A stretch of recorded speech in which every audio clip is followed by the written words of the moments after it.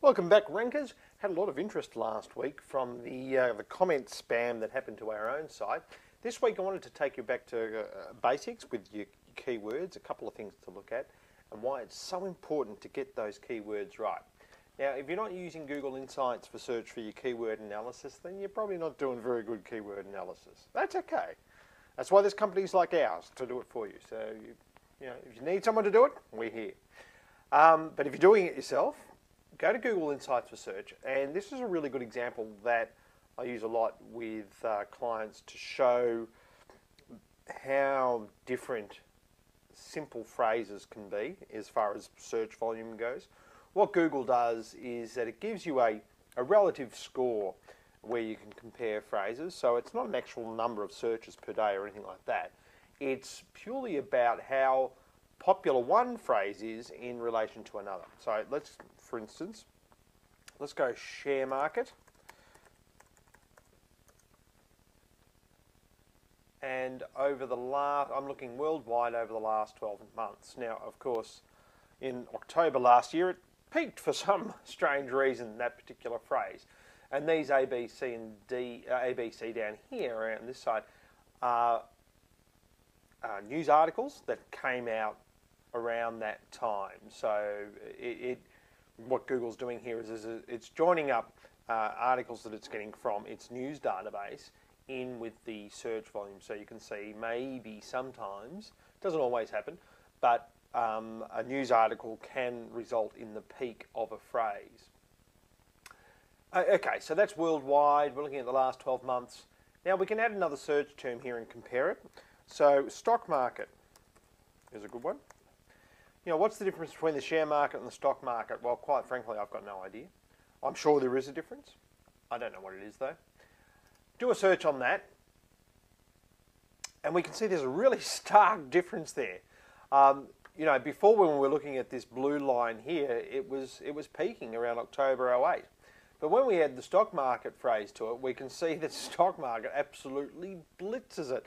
And what this graph is telling us is that in October last year, 10 times as many people were typing in the phrase stock market as we're typing in the word share market, and that's worldwide.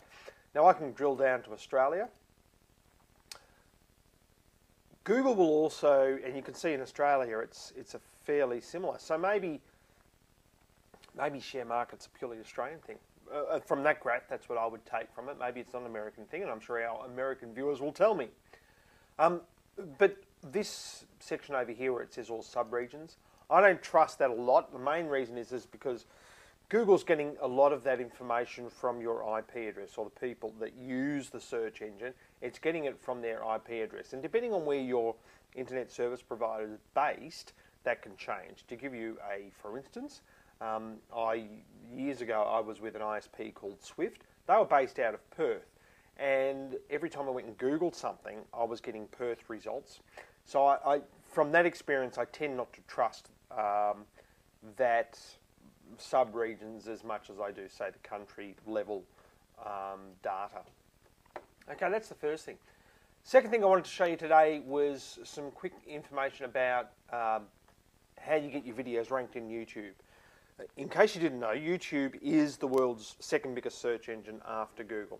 Now the search I've done here is government internet filter, and you can see down here in the vertical search we've got two of my videos for that particular phrase. Now this is what we call vertical creep, or universal search as Google likes to call it, where they're trying to incorporate all aspects of the data that they have into the one search results page. So you really need to be doing all of these things if you want to get found in a variety of areas that Google is making available to its users, such as news, such as books, such as blogs, such as video. Video is probably one of the most important ones for a number of different reasons. The main one being is that there's just been, as we all know, there's been an explosion in people using and watching video over the last 3 years. Okay, so we've got video results here for government internet filter. If I went and clicked on that link there, we can see it will take me to more video results of government internet filter, and you can see there we've got 1, 2, 3, 4, 5 six out of the top 10, which isn't too bad. Now, I haven't actually got out and tried to dominate the video results for that particular phrase, but if we go and have a look at the, excuse me, the video itself, and I don't want to have a look at that one. If we go back here, and we click on it, here we go to the YouTube page. Now, right away, YouTube is telling me, I'm not going to play the video, because I've seen it. Right away, Google's telling me, and if you have your Google toolbar installed, that this particular video page has got a page rank of 4 out of 10, which is pretty good. Now, you can't actually get a lot of what we call link juice or link love from your YouTube page unless you happen to be linking back to one of your other videos.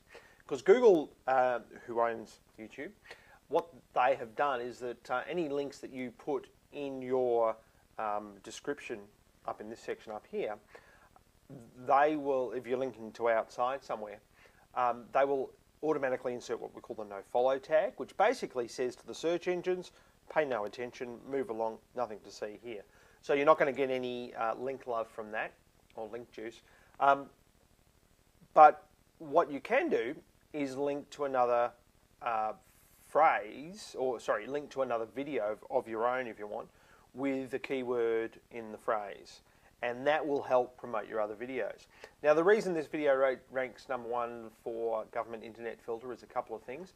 Probably one of the main ones is that there's not a lot of competition for that particular phrase in YouTube. Maybe, I don't know, we'll check in a second.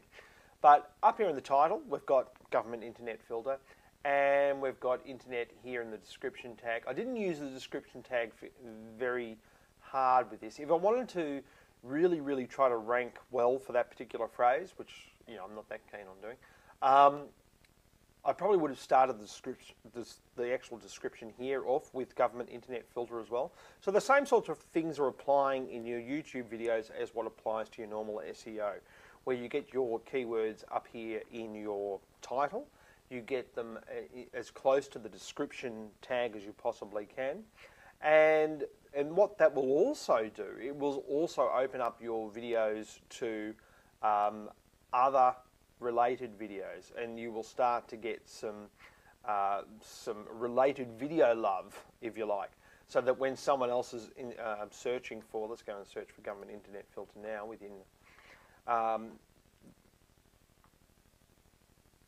they're mainly mine because no one else is trying to rank for it, but that's okay. I'm just trying to show you this for the exercise of showing you how Google decides what should go up to #1. One of the other reasons that this is up the top here is that we can see here it's got a stumble upon link. This is a stumble upon plugin I've got for Firefox, and it's also had a bunch of ratings saying people liked it, and out of those ads there, no, it hasn't had the most views. No way known has it had the most views, but it's really the keywords themselves and where we've placed them. So that's it. Hopefully that gives you some more information and some enthusiasm to go and make some YouTube videos. And we'll do more on YouTube videos as the time goes on. But thank you for watching this week. And remember, there's nothing like a top rank. See you next week.